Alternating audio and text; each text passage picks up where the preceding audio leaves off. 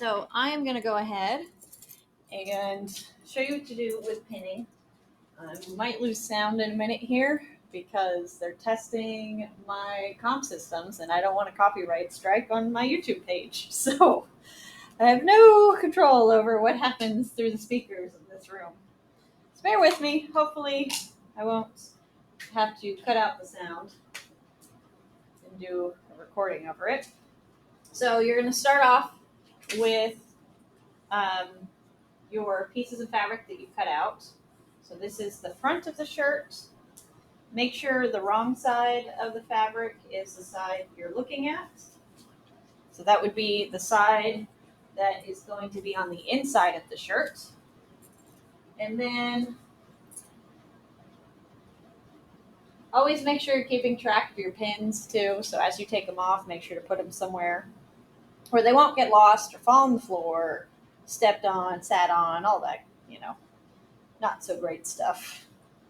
All right. So I am going to go ahead and line up my two pieces of fabric. If I did a good job with everything, they should have similar size. The shirt I was copying, the back side was actually a little bit longer and it wrapped around the shoulder a little bit. So I'll just have to keep that in mind. And then this area on the shirt, you can see the back side of the shirt is going to be slightly longer, and that is because it folds around the shoulder a little bit there. So if it's not matching up, that's okay.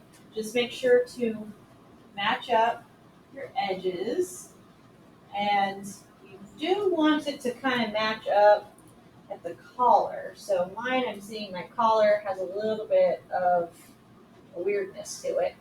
Just going to make sure it's centered and start pinning it. So line up those edges.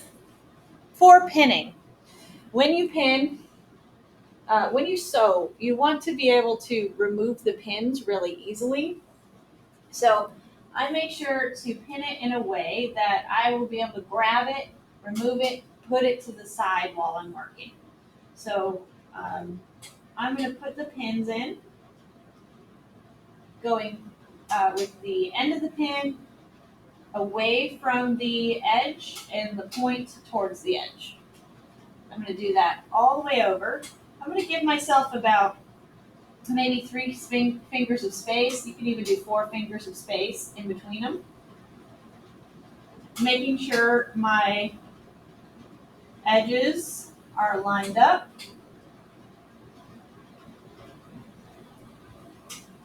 And there we have it.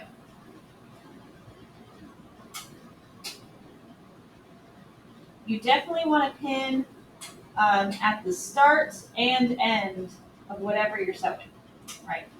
I'm going to have to fix that a little bit. We'll get to that later. You start off by doing the tops, and then you're going to pin the sides, and then you'll, when you're doing the sleeves, you actually start by sewing the two ends together on the sleeve, and then you're going to sew it onto here. So for pinning, that's as quick as it is. That's as easy as it is. I would suggest, since we have a limited number of pins in the class, that you only pin one side at a time, and you unpin it as you sew, and then do the other side. So take the pins out, do each part one at a time, because we've only got 3 sewing machines that will be in use, and we've only got 2 boxes of pins. So we'll have to share the items. If you go through and you pin everything, you're actually going to be hogging all the pins, and we need those pins. So give yourself 4 fingers of space between each. Make sure to pin towards the edges like you see here and over here. And if things aren't lining up properly, you might need to make some slight adjustments to your pattern So for example, on here, I'll need to go through and just kind of cut it just a little bit, cut off that edge so that it lines up a little more perfectly in the back. I knew there were some issues here. I think when I cut it, the pattern shifted a little bit, so I got kind of a weird opening.